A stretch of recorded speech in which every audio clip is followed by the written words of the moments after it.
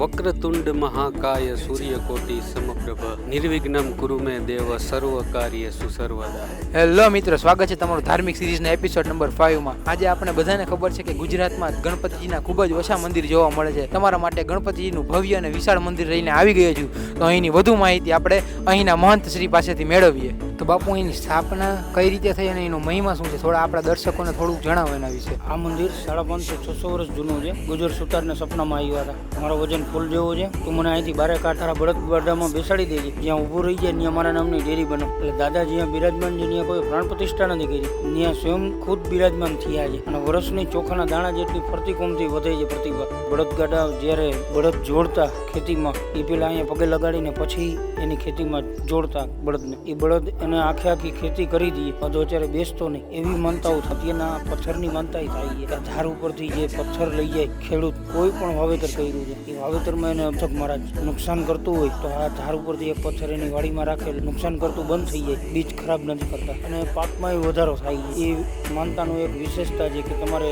જે પથ્થર લઈ ગયા એ પથ્થર ઘરમાં નથી રાખી શકાતો, અને એ પથ્થર પાછો તમારે જમીનમાં રાખીને પાક લણી લ્યો એટલે પાછો મૂકવા આવવું પડે. અહીંયા એના નિવેદિત થાય છે 5 લાડુ, જે ધાન વાયુ XYZ યથાશક્તિ ધાન, અને પથ્થર પાછો અહીંયા રાખવા આવવો પડે. વર્ષમાં અહીંયા 3 ઉત્સવ થાય છે: વૈશાખ ચોથ, ભાદરવી ચોથ અને અન્નકોટ. મંદિર કાલાવડ પાસે આવેલ સપડા ગામમાં આવેલ છે.